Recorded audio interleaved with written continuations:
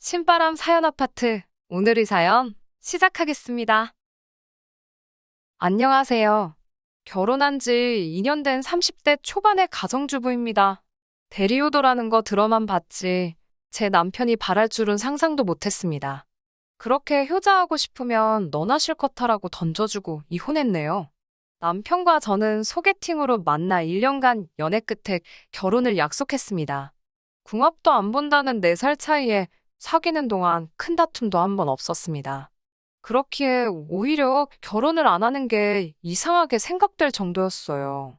하지만 결혼식을 올리고 난 뒤 남편은 제가 다 잡은 물고기라고 생각했는지 예전하고는 다른 모습을 보여줬습니다. 처음 남편이 달라졌다고 느낀 건 결혼하면서 처음 맞은 명절 때였어요. 결혼 전에는 분명히 설에는 시댁 먼저, 추석에는 친정 먼저 가기로 했었는데요. 저희는 결혼을 5월에 올렸기 때문에 돌아오는 추석이 둘이 맞는 첫 명절이었습니다. 그러자 남편은 아무리 약속한 게 있어도 첫 명절은 예외 아니냐며 시댁 먼저 가자고 사람을 들들 볶더라고요. 친정 부모님께 푸념하듯 이야기를 전하니 뭘 그런 걸 가지고 싸우고 있냐고 하시면서 첫 명절이니까 남편이 하자는 대로 하라 하셨습니다. 괜히 별것도 아닌 일로 시댁 어른들 눈밖에 나지 말라고 하시면서요. 시댁에 도착하니 음식 준비가 한창이었습니다. 남편은 시어머니께 그동안 혼자 음식 하시느라 고생 많이 하셨다면서 이제 며느리가 있으니까 염려 말고 쉬엄쉬엄 하시라 하더라고요. 제가 듣고 있는데 황당하고 어이가 없어서 남편한테 자기도 같이 하자고 그랬습니다. 그러자 남편은 약간 벙찐 얼굴로 우리 집은 원래 여자들만 부엌일 한다고 그러는 거예요. 그래서 이 집에 여자들이 어딨냐고 여자라곤 어머님 한 분뿐인데 그럼 여지껏 어머님 혼자 명절 준비도 다 하신 거냐며 물었습니다. 일부러 더 과장해서 액션을 취했는데 그러자 친척분들이 웅성거리며 저희가 있는 부엌 쪽을 쳐다보더라고요. 그러자 시어머니가 둘 다 그만하라며 남편에게 괜찮다고 하시더군요. 저는 시어머니께 무슨 말씀이시냐고 남편 말대로 이제 며느리도 왔고 아들도 왔는데 방에 가서 좀 쉬시라고 했습니다. 그리고는 고무장갑을 남편에게 주면서 일단 설거지부터 하라고 저는 내가 붙이겠다고 했어요. 몇몇 분들은 이 상황이 웃긴지 키득거리시고 시어머니는 어이가 없다는 듯 저를 쳐다보셨습니다. 저희 친정에서는 어머니가 요리를 하시면 아버지가 설거지를 하시고 어머니가 빨래를 하시면 아버지가 청소기를 하세요. 어머니가 전업주부시고 아버지가 회사 생활을 하시지만 아버지는 늘 당신이 체력도 더 좋고 힘도 더 세기 때문에 어머니를 도와드리는 건 당연하다고 하셨습니다. 어려서부터 그런 모습을 보고 자라서인지 제 눈엔 그게 지극히 정상이고요. 그런데 시댁은 달랐습니다. 명절 내내 일한 남자는 저 때문에 억지로 부엌에 있었던 남편뿐이었고 아버님과 남자 친척분들은 TV 앞을 떠나지 못하시더군요. 저녁까지 먹고 슬슬 친정으로 올라가려고 하는데 시아버지께서 하루 정도는 자고 가는 게 맞지 않냐면서 저희를 잡으시더라고요. 친정 부모님이 기다리고 계시다고 말씀을 드려도 어차피 늦었는데 내일 아침 일찍 가도 별 차이 없다고 우기셨어요. 급기야 이 어둠에 남편이 운전이라도 하다 사고라도 나면 제가 책임질 거냐고 물으시는 거예요. 저희가 반반 결혼을 하기는 했지만 자동차만큼은 제가 결혼하기 전부터 타던 걸 그대로 가져왔기 때문에 차는 제 거였어요. 고속도로 같은 데서 제가 오래 운전을 하면 남편이 잠깐 교대를 해주기는 하지만 보통은 자동차는 저 혼자만 쓰거든요. 원래도 차는 제가 주로 끌고 남편은 운전하는 거 워낙에 귀찮아하기도 하고 운전 경력도 제가 더 길어서 제가 운전을 한다고 말씀드렸더니 여자가 운전하는 차를 어떻게 믿고 타냐고 하시는데 무슨 소리를 하는 건가 싶어서 제 귀를 의심했습니다. 사귀는 동안 남녀 평등을 입에 달고 살던 남편이라 집안 분위기도 그럴 줄 알았는데 막상 결혼을 하니 시아버지의 사고방식이 완전 조선시대가 따로 없더군요. 결국 그놈의 천명절이라는 단어 때문에 발목이 잡혀서 잠까지 자고 가게 되었습니다. 제가 남편에게 우린 어디서 자냐고 물었어요. 그러자 시아버지께서는 남녀가 유별한데 어떻게 어른들 있는 집에서 둘이 한 방에서 잘 생각을 하냐며 저에게 너무 남편 좋아하는 티 좀 적당히 내라고 무안을 주셨습니다. 엄연히 시부모님이 부부인 것처럼 저희도 부부인데 말이지요. 급기야 시어머니께서는 저는 당신과 자고 남편과 시아버지는 거실에서 자면 되겠다고 하시더군요. 남편이 결혼하면서 독립을 하자 두 분이 평수가 작은 집으로 이사를 하셨거든요. 그나마 방 두 개 중 하나는 옷방으로 쓰고 계셨기에 사실 누가 자고 갈 만한 상황이 아니었는데 억지를 쓰신 거지요. 게다가 화장실을 가려면 거실을 가로질러 가야 하는데 시아버지께서 트렁크 차림으로 거실에서 주무시고 계셔서 얼마나 민망했는지 모릅니다. 이튿날 차 막히기 전에 친정으로 출발하려고 아침 일찍 일어났어요. 그런데 시어머니가 아침은 먹고 가라며 또 잡으시더군요. 남편에게 결혼하고 나서 얼굴이 많이 상했다며 이게 다 어머니 밥을 못 먹고 죄다 인스턴트만 먹어서 그렇답니다. 어머니가 차려주는 밥상 언제 또 받아보겠냐며 먹고 가라고 고집을 피우셨습니다. 막말로 저희가 죽으러 가는 것도 아닌데 억지를 쓰시니 슬슬 짜증이 밀려왔어요. 저는 결국 저희 부모님도 저 목이 빠져라 기다리고 계실 거라고 남편한테는 아침 먹고 올 거면 아예 놀다가 버스 타고 천천히 올라오라고 했습니다. 저는 차 끌고 먼저 올라가겠다고요. 그제서야 남편도 시부모님께 가봐야겠다 말을 하더군요. 집으로 올라오는 차 안에서 제가 기분 나쁜 티를 팍팍 내고 있으니까 남편도 한마디 하더군요. 아무리 그래도 시부모님이 부탁을 하는데 그렇게 불편한 티를 내야 하냐고요. 그러면서 다음부터는 시부모님뿐만 아니라 어른들 앞에서는 남편을 존경하고 위하는 태도를 갖추라나요. 비록 남편이 저보다 4살 많은 오빠긴 했지만 저희가 무슨 학교 선후배 관계도 아니고요. 결혼했으면 동등한 관계 아닌가요? 제가 말 같지도 않아서 오빠나 똑바로 하라고 했습니다. 약속을 어기고 시댁에 갔으면 미안한 줄이나 알지 뭘 그렇게 기세등등하냐고요. 그렇게 저희는 처음으로 부부싸움이라는 걸 하게 되었습니다. 서로 한마디도 없다가 친정에 도착할 무렵 제가 남편에게 얼굴 좀 피라고 했습니다. 그런데 남편은 제 말을 귓등으로도 들은 척을 안 하더군요. 저희 부모님 앞에서 어찌나 툴툴거리고 다니던지 정말 7살 먹은 애도 아니고 한 대 쥐어봐가지고 싶었습니다. 영문을 모르는 저희 부모님은 남편이 워낙에 기분 나쁜 표정으로 와 있으니 사위 눈치를 보고 계셨어요. 저는 남편에게 그따위로 행동할 거면 다시 시댁으로 가라고 했습니다. 그 후로는 남편에게 단 한마디도 걸지 않았고요. 친정 부모님도 저희가 싸웠다는 걸 아시고는 억지로 화해시키려 드시지는 않으셨어요. 부부싸움은 집에 가서 하라며 밥 먹었으면 얼른 가라고 하시더군요. 제가 남편에게 가자는 소리도 안 하고 먼저 밖으로 나가자 쫄래쫄래 따라오긴 하더라고요. 저는 차에 올라타자마자 남편한테 지금 뭐 하자는 거냐고 우리 부모님한테 당장 가서 사과하지 않으면 내년 명절부터는 시댁에 안 간다고 울음장을 놨습니다. 남편은 어이없다는 듯 절 쳐다보더니 네 마음대로 하라더군요. 아마 그때는 제가 괜히 아무 말이나 한다고 생각했겠지요. 하지만 전 그때 굳게 마음을 먹었습니다. 남편이 진심으로 저와 저희 부모님께 사과하지 않으면 저도 시댁에 일절 연락도 방문도 하지 않기로요. 부부싸움은 칼로 물베기라고 했지만 제 마음속의 앙금은 쉽게 가시질 않았습니다. 그리고 시간이 흘러 설이 돌아왔어요. 설이 되기 일주일 전부터 남편 혼자 난리가 났더군요. 시아버지는 족발을 좋아하시고 시어머니는 월남쌈을 좋아하신다며 그걸 사갈 거냐 만들어 갈 거냐. 그래도 며느리 되고서 처음 맞는 설인데 직접 만들어가는 게 보기 좋지 않겠냐며 북치고 장구치고 호들갑이더군요. 저는 애시당초 아무것도 할 생각이 없었기 때문에 대답하는 척만 하고 적당히 호응만 해주고 있었습니다. 명절 하루 전날 제가 남편보다 한두 시간 정도 일찍 퇴근을 했어요. 징검다리 휴일까지 하면 거의 5일 가깝게 쉬는 거였어요.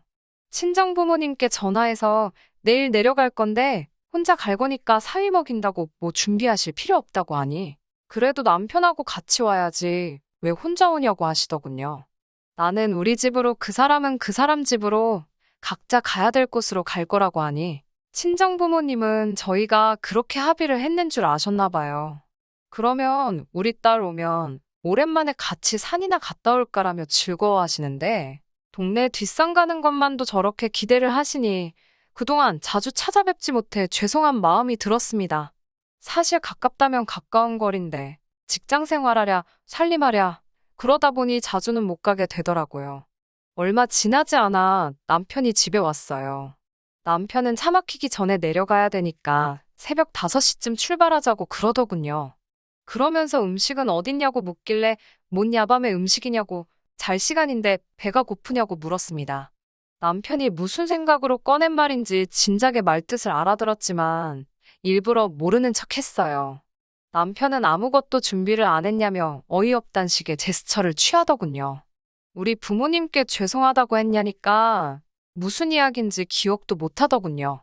작년에 내가 한 말 생각 안 나냐고 사과 안 하면 시댁에 안 가겠다고 하지 않았냐 하니까 지금 장난치는 거냐며 얼굴이 험악해지더군요.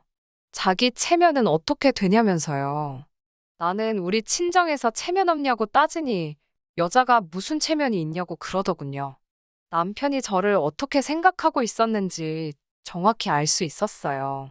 연애할 때는 여자나 남자나 똑같다며 밥 먹을 때도 더치페이하고 결혼 준비도 남자 여자 똑같이 반반씩 하고 여자도 경쟁력을 잃지 않게 맞벌이하며 독립적인 주체가 돼야 한다던 인간이었는데 말하는 꼬라지를 보아하니 연애할 때는 그냥 본전 생각만 하던 쪼잔한 남자였어요. 완전 사기 결혼 당한 것 같았습니다.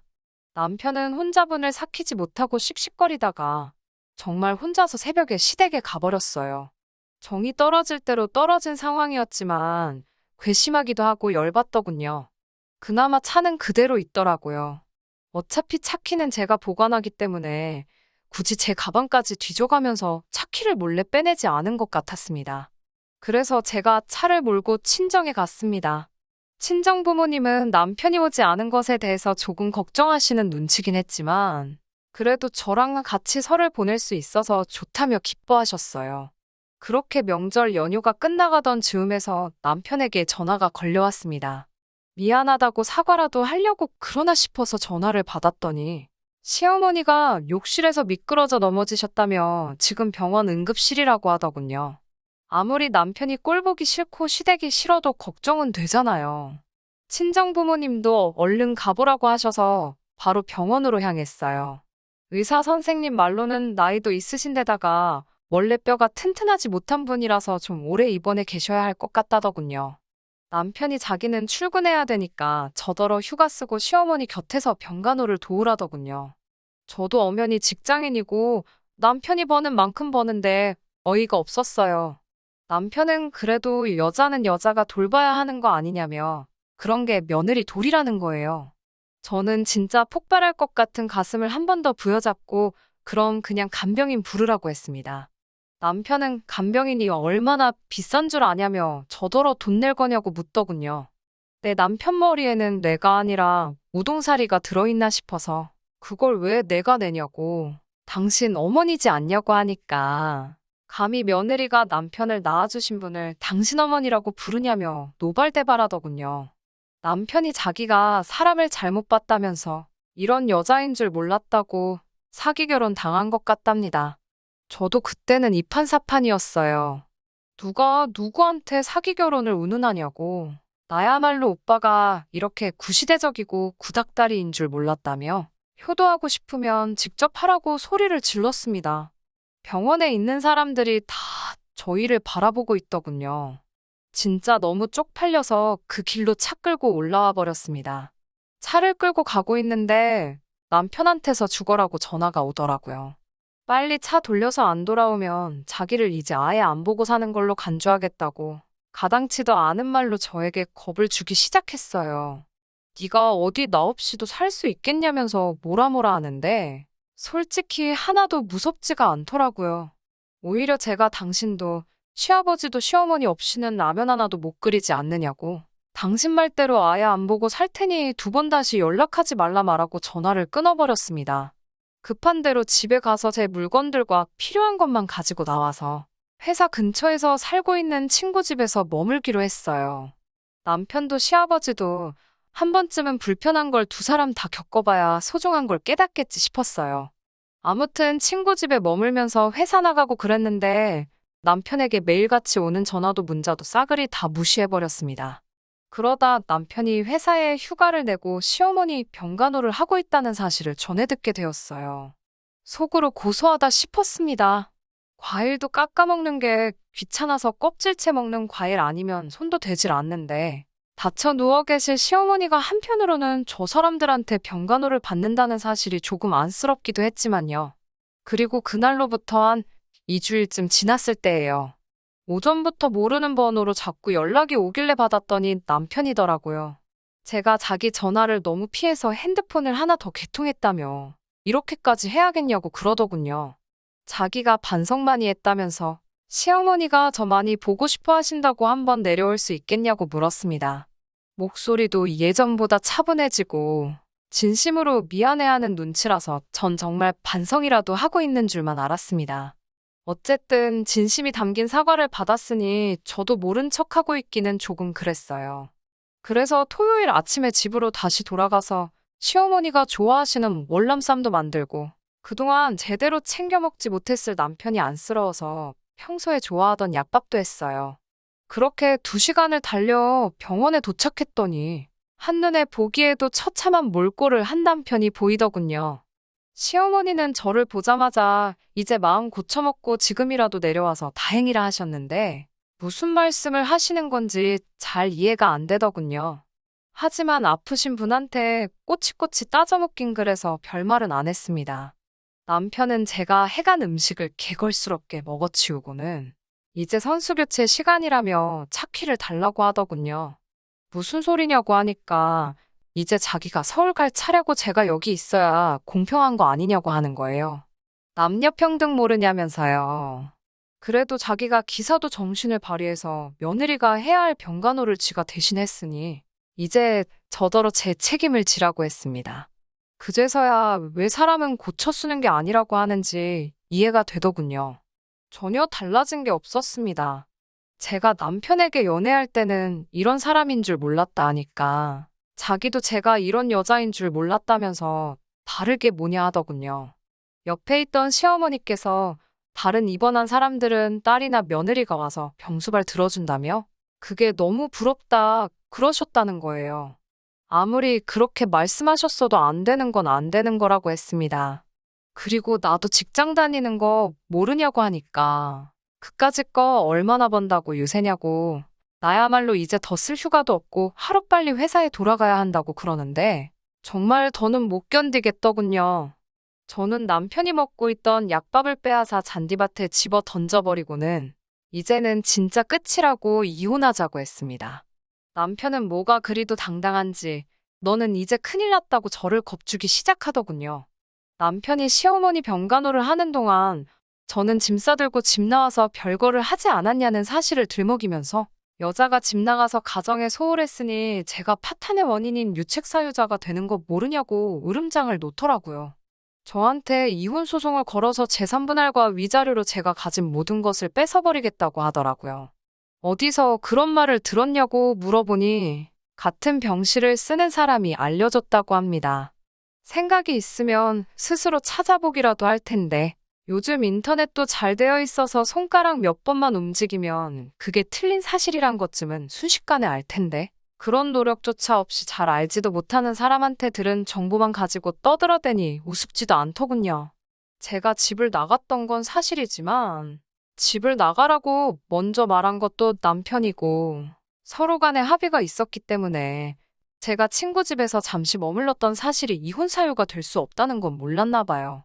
남편이 틀렸다는 걸 딱히 정정해주지는 않았어요.